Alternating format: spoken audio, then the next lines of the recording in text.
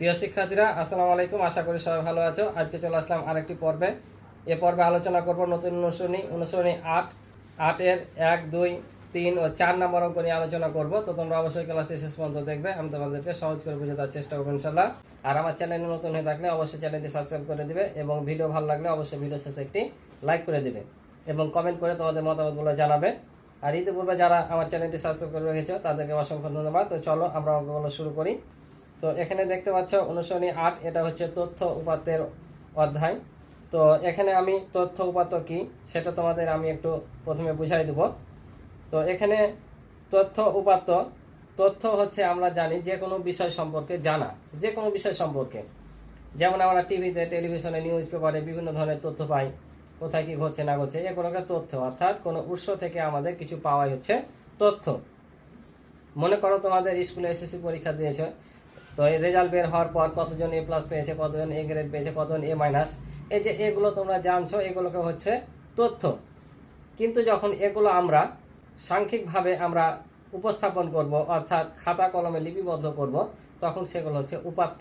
অর্থাৎ কোনো তথ্যকে যখন আমরা সংখ্যাগতভাবে উপস্থাপন করি, অর্থাৎ লিপিবদ্ধ করি, তখন সেটাকে বলছে উপাত্ত। তো এখানে প্রথম অঙ্ক দেওয়া আছে তথ্য উপাত্ত কি, উদাহরণের মাধ্যমে উপস্থাপন করো।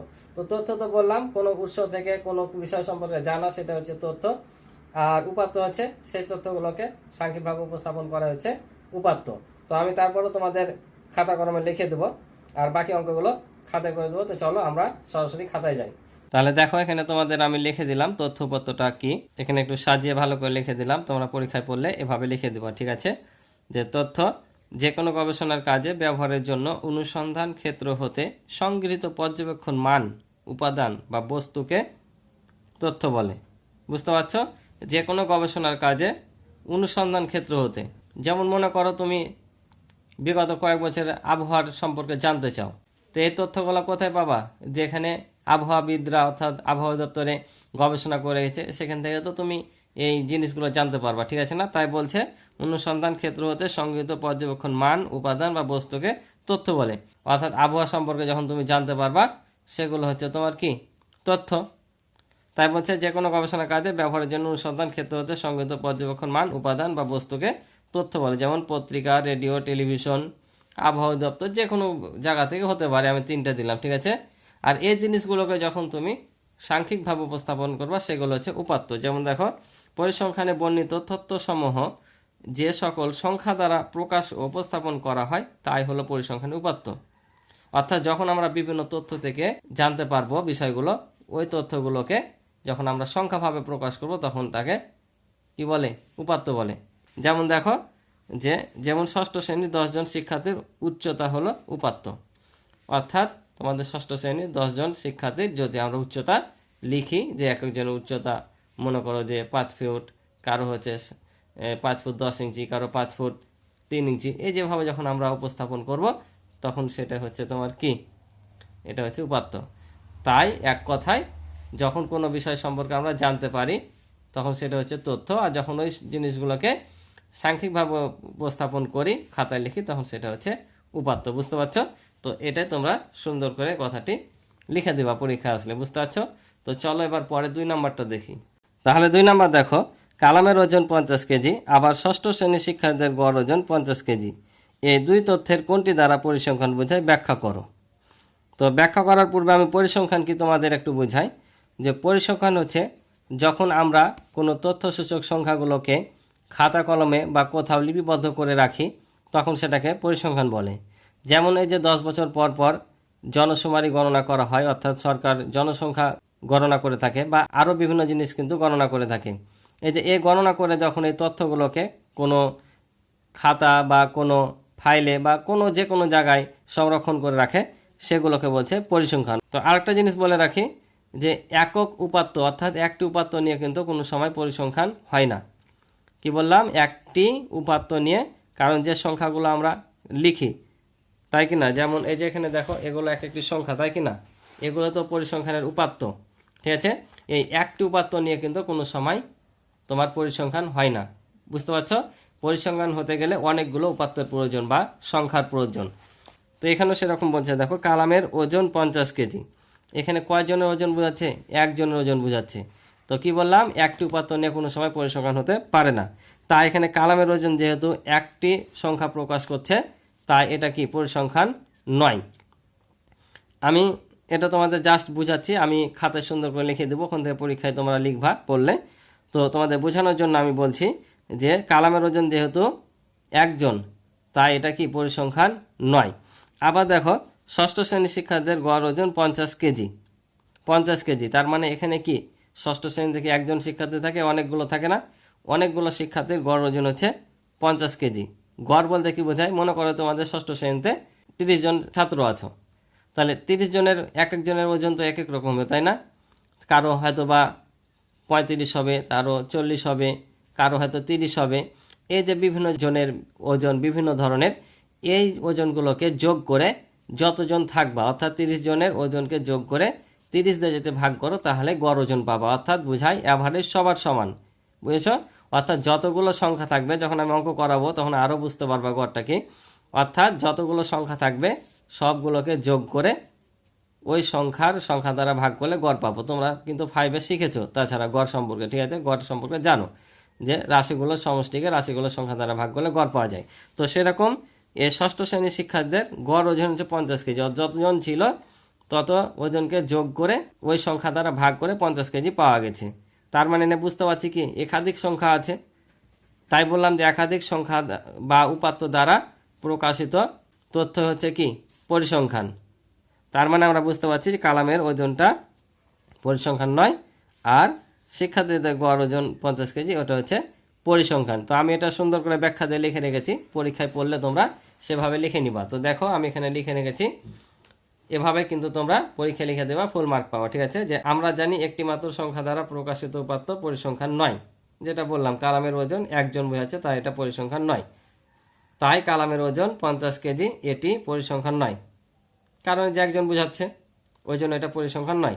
অন্যদিকে ষষ্ঠ শ্রেণীর শিক্ষার্থীদের গড় ওজন 50 কেজি, এটি পরিসংখ্যানের উপাত্ত, কারণ ষষ্ঠ শ্রেণীর শিক্ষার্থীদের গড় ওজন 50 কেজি একটি বৈশিষ্ট্য পরিমাপক একাধিক সংখ্যা বোঝায়। অর্থাৎ বৈশিষ্ট্য মানে কি, এখানে একাধিক শিক্ষার্থীদের যেহেতু ওজন আছে এবং তাদের গড় ওজন, তাই এটা হচ্ছে পরিসংখ্যা। তাই কালাম যেহেতু একজন, তাই এটা পরিসংখ্যান নয়। আর ষষ্ঠ শ্রেণীর শিক্ষার্থীদের গড় ওজন 50 কেজি, এখানে যেহেতু একাধিক আছে, তাই এটি পরিসংখ্যান। এভাবে তোমরা লিখে নিবা, আশা করি বুঝতে পারছো। তো চলো পরেরটা দেখি। এবার 3 নাম্বার দেখো, বলছে তোমাদের শ্রেণীর 20 জন ছাত্রছাত্রীর গণিতে প্রাপ্ত নম্বর দেওয়া আছে। অর্থাৎ 20 জন শিক্ষার্থী, তাদের গণিতে এক একজন এক এক রকম পেয়েছে, কেউ 30, কেউ 40, কেউ 35, এভাবে দেওয়া আছে। এখন এগুলোর আলোকে আমাদের এই 3টি প্রশ্নের উত্তর করতে হবে, অর্থাৎ এটা একটা সৃজনশীল প্রশ্ন, ঠিক আছে? বলছে এই উপাত্তগুলো কি অবিন্যস্ত উপাত্ত? উপাত্তগুলো অবিন্যস্ত হলে বিন্যস্ত করো, উপাত্তগুলোকে মানের ঊর্ধ্বক্রম ও অর্ধক্রম অনুসারে সাজাও, ঠিক আছে? তো আমি ধাপে ধাপে তোমাদের এগুলো কি জিনিস বুঝিয়ে দিচ্ছি। তো বলছে এই উপাত্তগুলো কি বিন্যস্ত উপাত্ত। বিন্যস্ত মানে কি, এটা আমাদের জানতে হবে।